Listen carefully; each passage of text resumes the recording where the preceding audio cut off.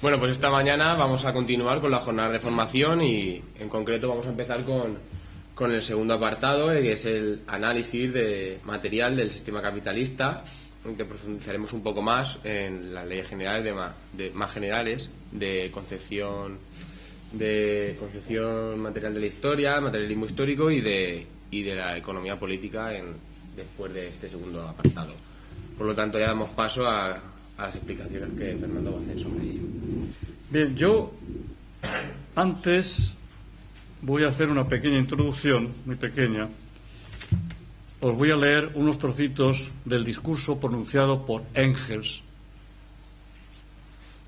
sobre la tumba de Marx. Decía Engels: así como Darwin ha descubierto la ley del desarrollo de la naturaleza orgánica, así Marx ha descubierto la ley del desarrollo de la historia humana. Es decir, este hecho simple, enmascarado antes por la confusión de tantas ideologías, que los hombres, antes de poder ocuparse de política, de ciencia, de arte, de religión, deben ante todo comer, beber, alojarse y vestirse, que luego la producción de los medios materiales de existencia y por consiguiente el grado de desarrollo económico de un pueblo o de una época forman la base de donde se deducen y consecuentemente se explican, y no inversamente como se ha hecho hasta ahora, las instituciones del Estado, las concepciones jurídicas, el arte y aún la religión entre los hombres. Pero esto no es todo. Marx ha descubierto igualmente la ley especial del desarrollo del modo de producción capitalista actual y de la sociedad burguesa estructurada por él. El descubrimiento de la plusvalía ha arrojado una luz completa sobre estas cuestiones, que antes no eran sino tinieblas para los economistas burgueses y para los críticos socialistas.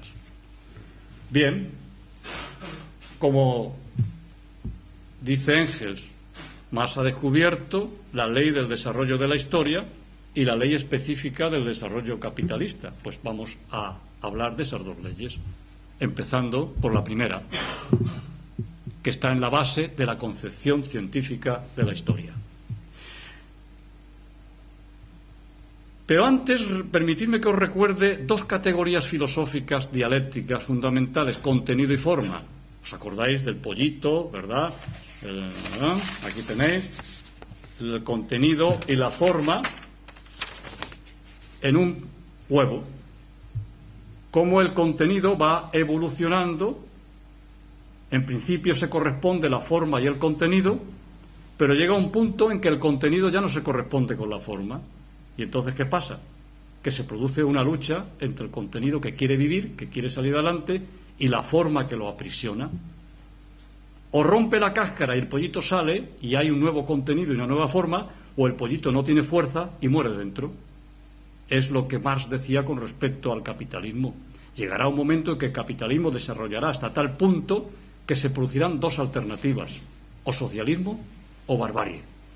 Bien, como veis, la filosofía científica no es una filosofía fatalista. No quiere decir que el socialismo se va a producir quedándonos en nuestra casa por el mero hecho de que las fuerzas productivas se hayan desarrollado, o sea, el contenido se haya desarrollado y sea incompatible con las formas capitalistas de producción. Si no luchamos, si no tomamos conciencia de ese hecho, como podemos tener una manzana podrida encima de la mesa y tenerla ahí y no tirarla a la basura porque no tomemos conciencia o simplemente porque no queramos tirarla. Aquí la voluntad juega un papel importante, cuidado. Bien, ahora vamos a hacer uso de la lógica formal. Sabéis que ayer dijimos que la lógica formal era el sustento de la metafísica, pero cuidado, no es la metafísica. Cuando la lógica formal se libera de la metafísica, es un instrumento válido para entrar en la dialéctica. Es como las dos caras de una bisagra, ¿Qué es lo más natural? Lo más natural es empezar por identificar eso, lo que hace una criatura cuando es pequeña. Esto es esto es aquello, esto es una muñeca, esto es una bicicleta, esto es tal, esto cual. No ve el movimiento de las cosas, ve la quietud. La lógica dialéctica es la lógica de la quietud, la lógica del instante, la fotografía. Pero claro, la vida no es una fotografía, la vida es una película. Pero antes hay que verlo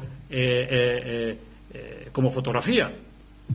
Ahora con los instrumentos que tenéis, veis la imagen en movimiento, pero de momento dice, voy a pararla porque quiero verle mejor la cara a este nene. Y la paráis. Hace falta, por tanto, que la imagen se pare y que después se pueda ver también en movimiento. Bien, vamos a utilizar ese método. Vamos a utilizar el método de combinar la dialéctica formal, la lógica formal con la lógica dialéctica. Bien, lo primero que vamos a hacer es identificar. Vamos a definir.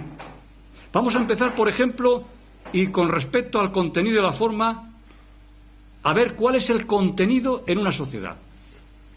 Pues aquello sin lo cual la sociedad no puede existir, lógicamente. ¿Y qué es? Las fuerzas productivas. Las fuerzas productivas se componen de los medios de producción o métodos de producción, los métodos y técnicas de trabajo, la fuerza de trabajo, es decir, el número de personas dedicadas a la producción, y la experiencia acumulada o los conocimientos que tiene la sociedad. Pero claro, todos estos elementos, vistos por separado, no sirven para nada. Tienen que estar interrelacionados para que se puedan poner en marcha, para que se convierta en una estructura funcional. Por lo tanto, son las relaciones de producción, las relaciones que se establecen entre los productores y los propietarios de los medios de producción, las que permiten poner en marcha, articular esas fuerzas productivas. En consecuencia, las relaciones de producción es la forma, fijaros, acordaros en el del huevo, es la forma en que funciona y se desarrolla el contenido que está constituido por las fuerzas productivas. La unión de las relaciones de producción y las fuerzas productivas constituyen una unidad como el huevo, y esa unidad como el huevo se le llama estructura económica de la sociedad o modo de producción de bienes materiales. No confundáis el concepto descriptivo de modo de producción de bienes materiales con el concepto teórico de modo de producción, que ya lo aclararemos antes. Más utiliza muchas veces el concepto descriptivo de modo de producción de bienes materiales para referirse a la estructura económica de la sociedad. Bien, como veis, estamos en plena lógica formal. Estamos identificando esto es esto, aquello es aquello. Si es esto, no es aquello. Estamos haciendo una clasificación. Estamos viendo la realidad atomizada, pero no en su movimiento dialéctico. De aquí se deducen dos leyes fundamentales, porque, como sabéis, desde el punto de vista materialista, todo se explica por las leyes inmanentes, no por un espíritu trascendental que viene a posarse sobre la realidad. ¿Y cuáles son esas leyes generales que se deducen de los conceptos que he mencionado antes? Dos leyes generales. La primera ley general dice: las relaciones de producción, es decir, la forma, se corresponden en última instancia con el grado de desarrollo de las fuerzas productivas y viceversa. Acordaros del pollito, que tiene que corresponderse el contenido, la clara, la yema, y cuando el pollito aún no ha necesitado romper la cáscara, tiene que corresponderse con la forma del huevo. Segunda ley general: cuando las relaciones de producción, es decir, cuando las formas frenan el crecimiento o desarrollo de las fuerzas productivas, que es el contenido, se crean las condiciones materiales para un cambio de sociedad. Es el caso de una revolución. Por consiguiente, una revolución se tiene que plantear en función de estas premisas materiales. Es ilógico que en la Edad Media se pudiera plantear una revolución socialista, porque no habían condiciones materiales. De ahí la misión del capitalismo de desarrollar las fuerzas productivas para crear esas condiciones materiales. De ahí el error de los comunistas rusos de querer hacer una revolución socialista sin que existieran las condiciones materiales, aun siendo conscientes de que necesitaban esas condiciones materiales para hacer la revolución. Ellos quisieron hacerlo voluntaristamente y, naturalmente, generaron un engendro, generaron un monstruo que no se puede presentar como modelo, un monstruo que ni era socialista ni era capitalista. Es decir, una burocracia que hacía las funciones de los capitalistas y que desarrollaba las fuerzas productivas como los capitalistas, pero mal. En consecuencia, ahí tenemos la historia para aprender. Eso no era socialismo. Hablaremos después de este tema. Bien. Base económica, estructura económica. Mirar ese esquema. Estructura económica, superestructura ideológica, superestructura jurídico-política. Acordaros del árbol de ayer. La estructura económica sería más o menos las raíces y el tronco. La superestructura ideológica y jurídico-política la constituirían las ramas y las hojas. Tiene que haber una interacción de lo de abajo sobre lo de arriba y lo de arriba sobre lo de abajo. Por tanto, la estructura económica condiciona y hasta cierto punto determina la superestructura ideológica y la superestructura jurídico-política. De tal manera que ocurre como en el árbol. Si cortamos la raíz y cortamos el tronco, naturalmente lo de arriba no tiene sentido. Quiere decirse que hay una relación mecánica, que yo tengo ideas porque la economía me da las ideas. No, la economía lo que crea es el marco contra el cual yo interactúo. Mis ideas surgen de la interacción de mi individualidad, de mi cerebro, en el marco de la necesidad histórica que me crea un sistema dominado en última instancia por una estructura económica capitalista. Por tanto, la superestructura ideológica viene a justificar siempre y a cohesionar y a dar razón de ser a la estructura económica. Hoy, por ejemplo, lo estamos viendo con el neoliberalismo, cómo pretende justificar de alguna manera y de dulcificar los sacrificios que se están produciendo a nivel económico. Naturalmente, las ideas vuelven a la estructura a través de la política, a través de las instituciones y del pensamiento político. De ahí el error fundamental filosófico de los anarquistas. Los anarquistas dicen que el Estado es la causa de los problemas. Nosotros decimos que el Estado no puede ser la causa del problema. El Estado es la consecuencia de una sociedad dividida en clases, de una sociedad basada en la explotación del ser humano. Cuando el Estado surge es cuando tiene la posibilidad material de surgir.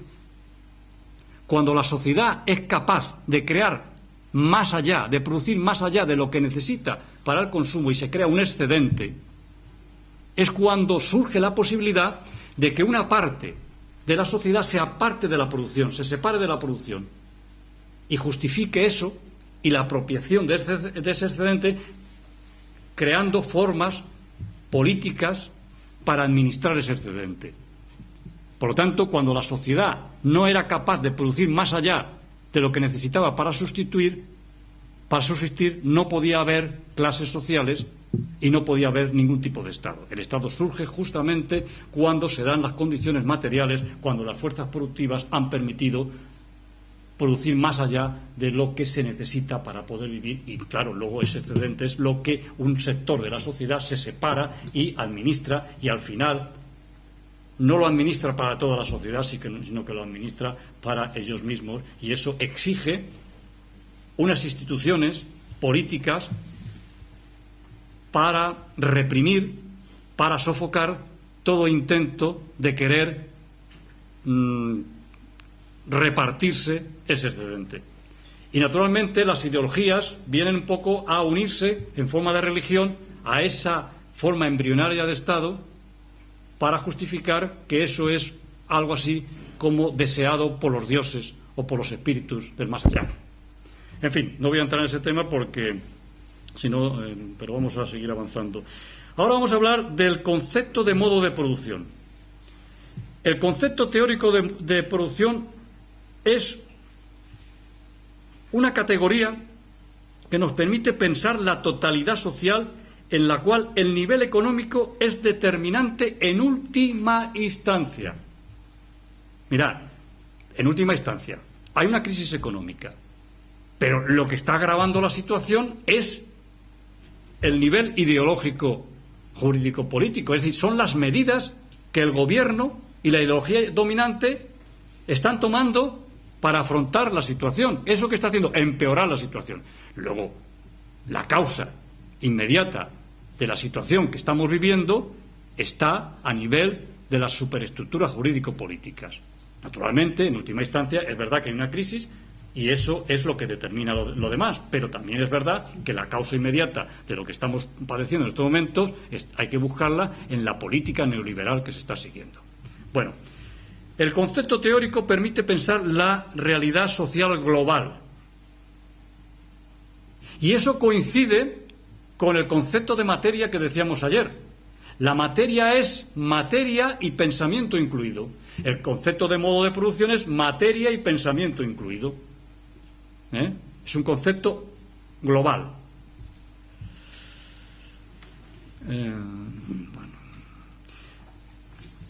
No. Por tanto, podemos establecer aquí otra ley general. La ley de correspondencia entre la infraestructura económica y la superestructura ideológica y jurídico-política. De manera que tiene que haber a largo plazo, no quiere decir que en cada momento de la historia tenga que haber una correspondencia total, pero a largo plazo tiene que haber una correspondencia. Es decir, una economía capitalista no puede desarrollarse con un Estado feudal, lógicamente. Luego, ¿qué pasa? Que la economía capitalista tiene que romper con el Estado feudal, tiene que acabar con el Estado feudal para que se corresponda con las necesidades del desarrollo de la economía. Por tanto, a medio y a largo plazo, la infraestructura económica se tiene que corresponder con la superestructura ideológica y con las ideas. No es posible establecer el capitalismo con ideas feudales. No es posible que la Iglesia diga, en la época feudal, que los reyes están aquí por designio divino, que los privilegios de la clase feudal son privilegios otorgados por derecho divino, porque eso chocaba y choca con los intereses que demanda el desarrollo de una economía capitalista. Por consiguiente, a medio y largo plazo, tiene que haber una ley de correspondencia entre la infraestructura o estructura económica y la superestructura ideológica y jurídico-política. Cuando los anarquistas nos dicen que el Estado es la causa, están tomando el rábano por las hojas. Están partiendo de la idea, pero no están partiendo de la realidad material. Y por consiguiente, eso les hace cometer errores fundamentales y caer en posicionamientos reaccionarios. Acordaros de la guerra civil, cuando nos montan las comunas, el colectivismo en Monóvar, el colectivismo en Aragón, es decir, ellos, su idea era la revolución. Pero ¿cómo se puede hacer la revolución si no se gana la guerra? Es un planteamiento filosófico, fundamental, independiente de la buena voluntad de la gente. La gente puede actuar con muy buena voluntad, ser magníficas personas, pero aquí no estamos juzgando eso. Yo pienso que incluso un socialdemócrata puede ser una magnífica persona, pero tiene un planteamiento filosófico que se traduce en unos hechos concretos. Bueno, vamos a ver esto. No, el otro. ¿Veis? Si razonamos a un nivel todavía abstracto, es decir, a un nivel teórico, a nivel de modo de producción como concepto teórico, hay que decir que el concepto modo de producción no hay ninguna sociedad que sea un modo de producción puro. Es decir, no existe un capitalismo puro. No ha existido nunca un feudalismo puro. Pero como concepto teórico, como posicionamiento teórico, nos puede servir para entender después lo concreto. En términos generales, lo que observamos es que la sociedad ha ido evolucionando hacia arriba, en un sentido de espiral, como ha dibujado ahí Adrián. Primero estuvo el comunismo primitivo, en donde la gente se tenía que apretar, se tenía que vivir bajo los principios de la solidaridad, porque se podía conseguir lo justo para poder comer. Ahí no podían haber clases porque no había nada que repartir, no había nada que llevarse. Ahí era socialismo puro, comunismo puro, democracia pura. Pero claro, en ese estadio primitivo no ha vivido siempre la humanidad. Y entonces surge, primero había división entre sexos y después surge la división en el trabajo, porque se descubre, por ejemplo, la agricultura, se descubre la ganadería, los oficios, y todo eso aumenta la productividad del trabajo y la cantidad de trabajo. Por consiguiente, existe ya la posibilidad de crear un plusproducto. Y ahí es, como os decía al principio, surge la posibilidad material de que una parte de la sociedad no trabaje directamente y se dedique a administrar ese subproducto, y en consecuencia se tenga que dotar esa sociedad de los instrumentos institucionales para administrar ese subproducto. Ese es el origen embrionario del Estado.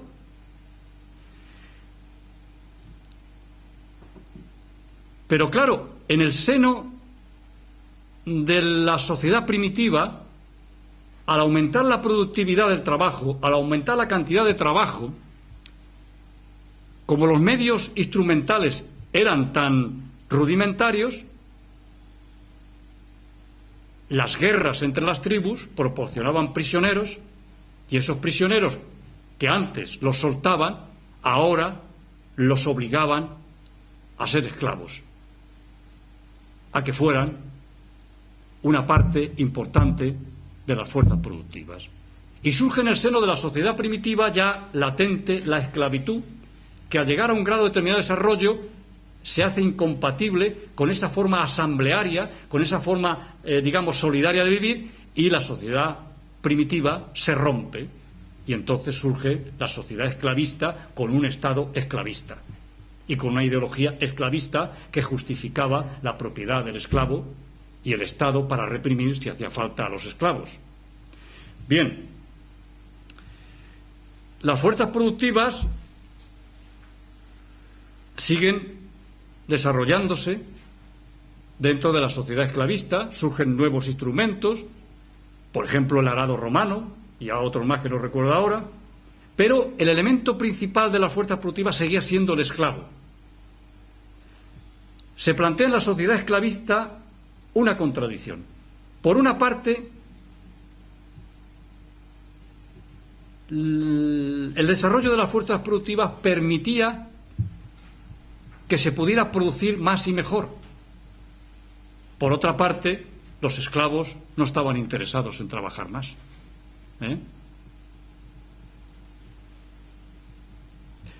Por tanto, surgen las rebeliones de los esclavos, la lucha de los esclavos, y en ese contexto la invasión del Imperio Romano, que termina de rematar el estado de crisis en que se encuentra la sociedad esclavista. Y esto determina el hundimiento del sistema esclavista, y aparece una sociedad basada en la propiedad de la tierra, en la que el esclavo ya no era esclavo, sino siervo, que estaba adscrito a un trozo de tierra, que tenía sus propios instrumentos de trabajo, que unos días lo dedicaba para trabajar en sus tierras para él, pero el resto de la semana tenía que ir a trabajar a las tierras del señor feudal. Ahí se ve claramente la plusvalía, muy diferenciada. Como era una sociedad muy simplista, muy simple, muy fácil, muy embrionaria, ahí se puede ver claramente cómo se apropia la clase dominante, en este caso la clase feudal, de ese plusproducto, de ese trabajo extra que el siervo realiza en las tierras de su señor. Pero ya no era un esclavo, ya no se le podía matar, ya no se le podía torturar, pero sí se le podía vender junto con la tierra. Era un siervo de la gleba, de la tierra. Bien, en el feudalismo se desarrollan las fuerzas productivas, los oficios, el comercio, la producción mercantil simple, que era yo te vendo esta mercancía por tanto y con ese dinero me compro otra cosa que necesito, se convierte en producción a gran escala. Se produce un salto cualitativo. La producción mercantil simple se transforma en producción mercantil capitalista pues a partir del siglo XV, XVI, XVII, con las manufacturas, en donde se reúnen a los artesanos dentro de las manufacturas. La burguesía comercial reúne a los artesanos en las manufacturas para poder atender las demandas de un mercado creciente, sobre todo creciente a partir del descubrimiento de América y de la rapiña, del expolio que eso supuso para los habitantes de estos territorios. Bien, y en el seno de la sociedad feudal surge una nueva forma de producción mercantil representada por las manufacturas, que tienen un doble origen, pero que no voy a explicarlo ahora, pero que sirven para atender las demandas de la población, del mercado. La navegación, todos los medios técnicos contribuyen y coadyuvan en el desarrollo de las fuerzas productivas.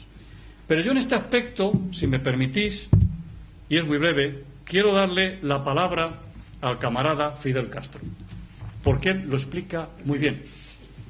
Él lo explica muy bien. Cuando la burguesía... No. A ver. Una nueva clase social, los comerciantes y los productores de artículos manufacturados para el comercio, surge del seno de la sociedad feudal de señores y siervos, en las postrimerías de la Edad Media. La sed de oro fue el resorte que movió los esfuerzos de esa nueva clase. El afán de ganancia fue el incentivo de su conducta a través de su historia. Con el desarrollo de la industria manufacturera y el comercio fue creciendo su influencia social. Las nuevas fuerzas productivas que se desarrollaban en el seno de la sociedad feudal chocaban cada vez más con las relaciones de producción, las relaciones de servidumbre propias del feudalismo, sus leyes, sus instituciones, su filosofía, su moral, su arte, su ideología, es decir, su superestructura ideológica, jurídico-política. Nuevas ideas filosóficas y políticas, nuevos conceptos del derecho y del Estado fueron proclamados por los representantes intelectuales de la clase burguesa, los que, por corresponder a las nuevas necesidades de la vida social, poco a poco se hicieron conciencia en las masas explotadas. Eran entonces ideas revolucionarias frente a las ideas caducas de la sociedad feudal. Los campesinos, los artesanos y los obreros de las manufacturas, encabezados por la burguesía, echaron por tierra el orden feudal, su filosofía, sus ideas, sus instituciones, sus leyes y los privilegios de la clase dominante, es decir, la nobleza hereditaria. Entonces la burguesía consideraba justa y necesaria la revolución. No pensaba que el orden feudal podía y debía ser eterno, como piensa ahora de su orden social capitalista. Alentaba a los campesinos a librarse de la servidumbre feudal, alentaba a los artesanos contra las relaciones gremiales y proclamaba el derecho al poder político. Los monarcas absolutos, la nobleza y el alto clero defendían tenazmente sus privilegios de clase, proclamando el derecho divino de la corona y la intangibilidad del orden social establecido.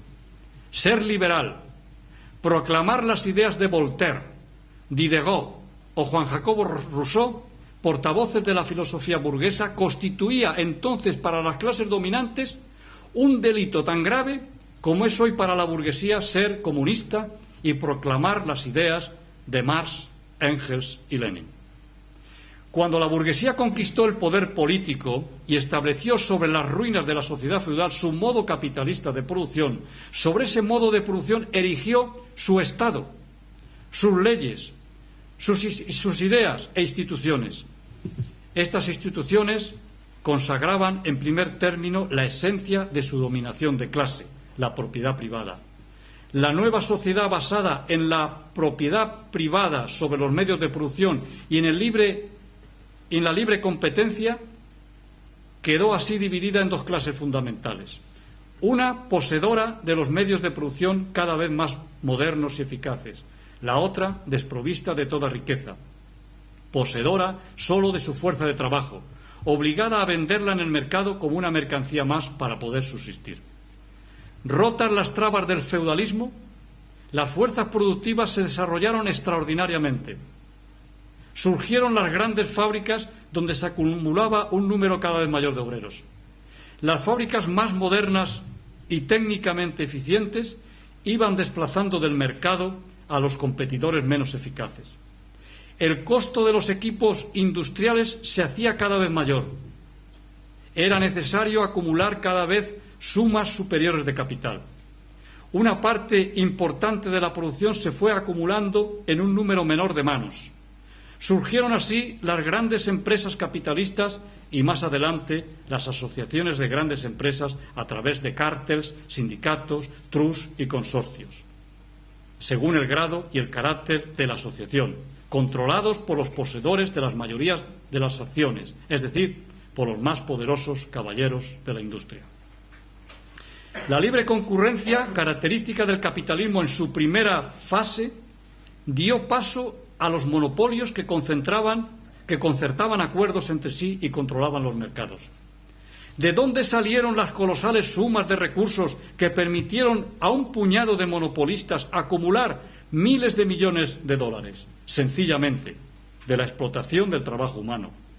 Millones de hombres obligados a trabajar por un salario de subsistencia produjeron con su esfuerzo los gigantescos capitales de los monopolios.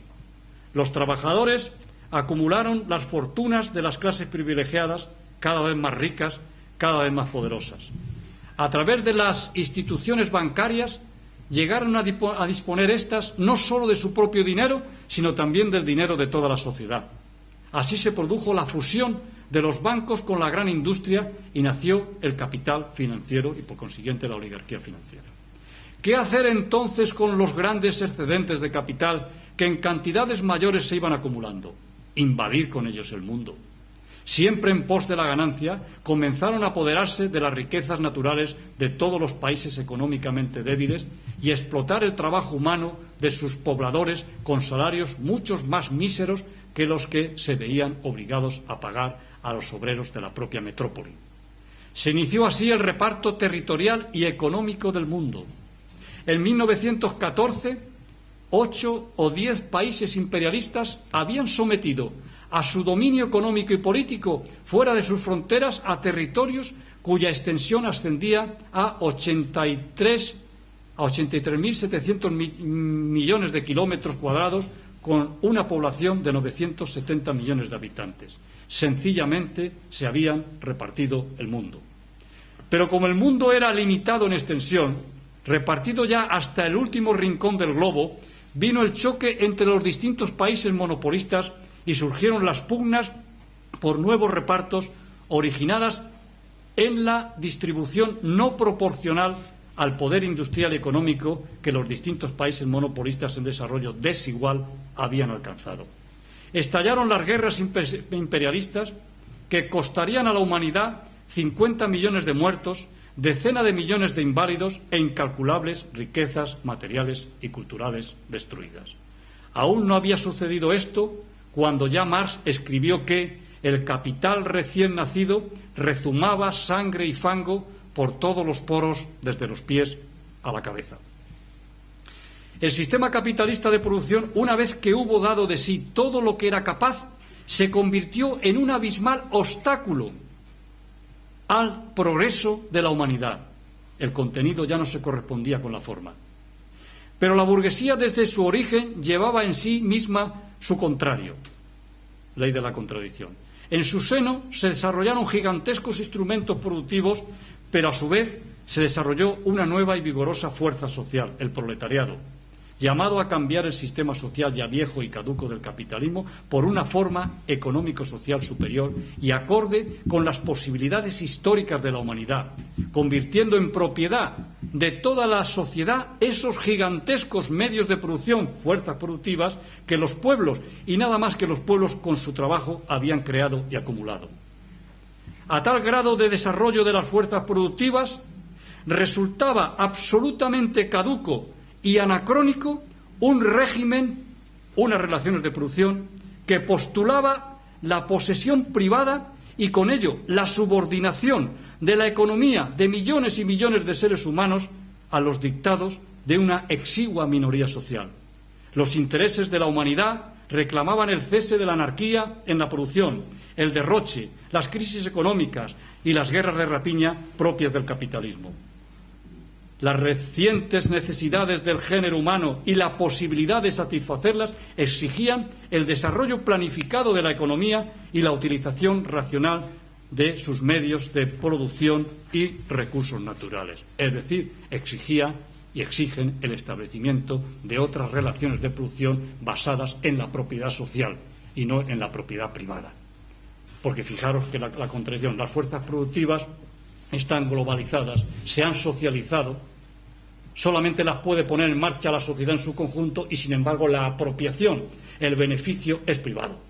Esa contradicción es la que pone al capitalismo en una situación de crisis, porque ya no se pueden mover esos gigantescos medios productivos para satisfacer los intereses exclusivos de una exigua minoría. Ese mecanismo tan complejo, tan globalizado, lo puede mover solamente la sociedad en su conjunto y, en consecuencia, a ella, a la humanidad en su conjunto, le debería de corresponder los beneficios de ese movimiento y de ese contenido. Las formas tienen que adaptarse al nuevo contenido y esa es la contradicción fundamental que se plantea a nivel general en el sistema capitalista. No voy a leeros más porque se extiende más, pero no viene a cuento de leer más. De todas formas,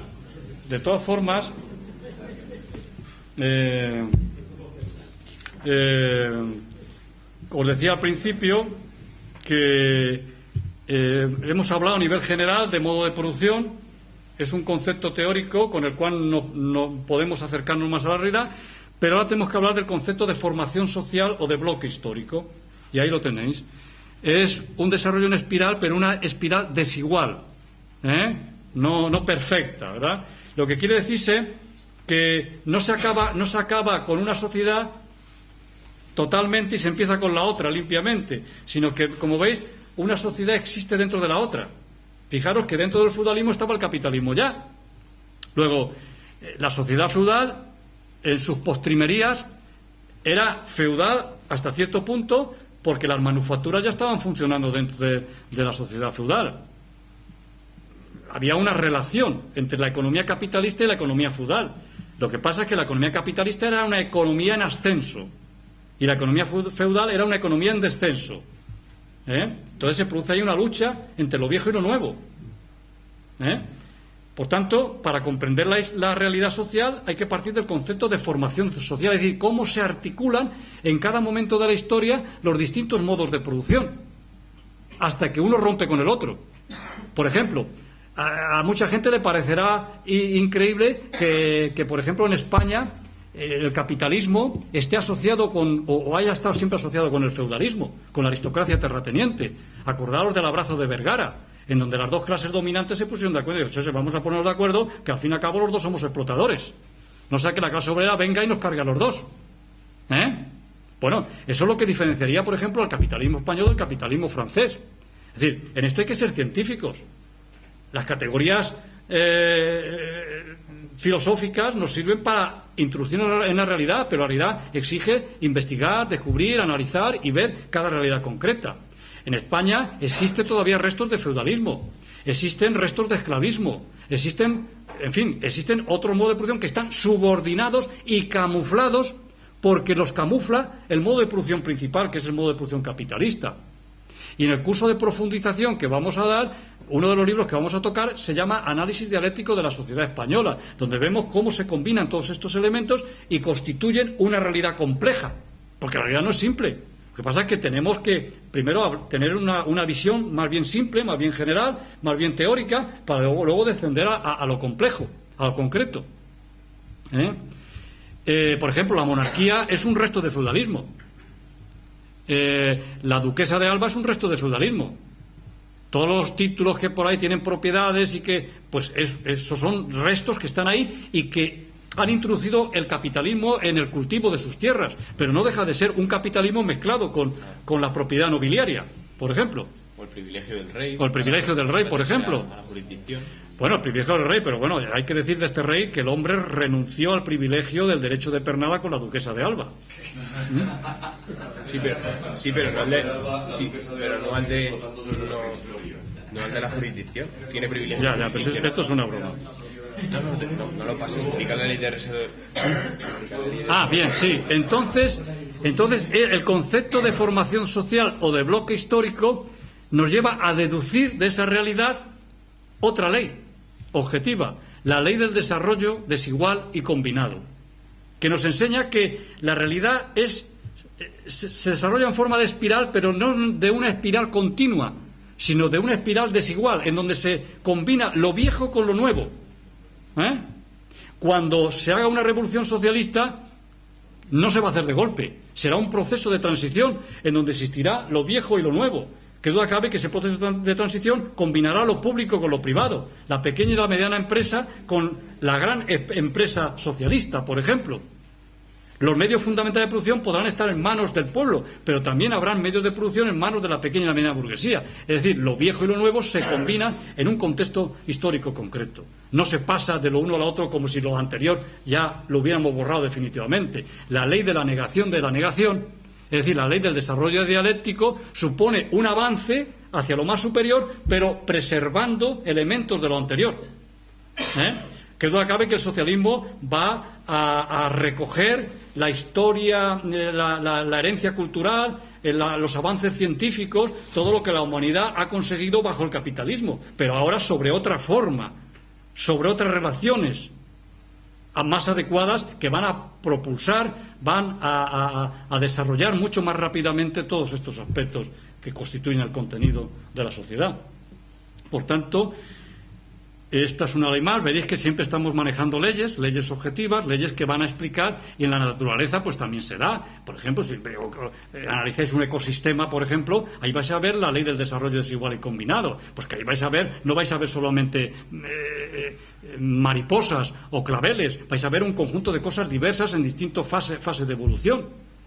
Ahí se combina la tierra, el aire, el sol, las distintas plantas. Ahora bien, si vamos a otro ecosistema diferente, veremos otro tipo de plantas, otro tipo de animales, otro tipo de ecosistema. Por lo tanto, toda realidad es una realidad desigual, pero al mismo tiempo combinada, porque se interrelaciona. Cuando aquí nos dedicamos a matar animales y a una caza desmesurada, estamos creando desequilibrios en el ecosistema. ¿Por qué? Porque la realidad es desarrollo desigual y combinado, donde tienen que darse elementos desiguales que al mismo tiempo están combinados y en perfecta simbiosis. Volvemos a encontrar aquí, en el materialismo histórico, en la concepción materialista de la historia, por tanto, las leyes de la dialéctica, la interdependencia de las cosas y de los hechos. No se pueden analizar los hechos aisladamente. El movimiento y los cambios dialécticos. El autodinamismo, es decir, la capacidad de la realidad para moverse desde dentro, desde su interior. La contradicción, por consiguiente. La acción recíproca y la conexión universal. Todo está relacionado. Por ejemplo, yo no puedo analizar un hecho aislado del conjunto. No podemos analizar el capitalismo español si no lo situamos en un contexto más amplio, el capitalismo europeo. No podemos analizar el capitalismo europeo si no lo incluimos en un contexto todavía más amplio, el capitalismo internacional. ¿Por qué? Porque la materia tiene distintos niveles de evolución y todos están interconectados. Acción recíproca y conexión universal. Por esa razón no se puede hacer la revolución en un solo país. Por esa razón fracasó, entre otras, la Revolución de Octubre. que fue una gesta importantísima, cuidado. Y yo estaré siempre en contra de los que desde un sillón condenan la Revolución de Octubre. La Revolución de Octubre fue una revolución hecha por trabajadores y campesinos para acabar con el zarismo, para plantarle cara al imperialismo. Lo que pasa es que luego se encontraron con una realidad muy dura y ahí se equivocaron. Ahí acudió en su auxilio el idealismo y la metafísica, no el materialismo y la dialéctica. Pero a ver quién en ese contexto puede a veces no equivocarse, tomar decisiones erróneas. En definitiva, la realidad evoluciona por saltos. La conversión de la cantidad en calidad, en una cualidad distinta. Cuando se acumulan los cambios cuantitativos, ocurre como el agua, cuando se va calentando, pero no se está calentando indefinidamente. Llega un momento en que deja de ser agua líquida para convertirse en agua a vapor. Ese es el salto cualitativo. Pues bien, la realidad en la historia, en la naturaleza, está llena de saltos cualitativos. Ahí tenéis el Big Bang, por ejemplo.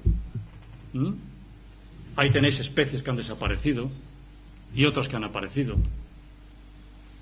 Ahí tenéis que, por ejemplo, entre las especies hay relaciones, todos partimos de la célula, y hay animales que son animal y vegetal al mismo tiempo, animales que son femeninos y masculinos al mismo tiempo, hermafrodita.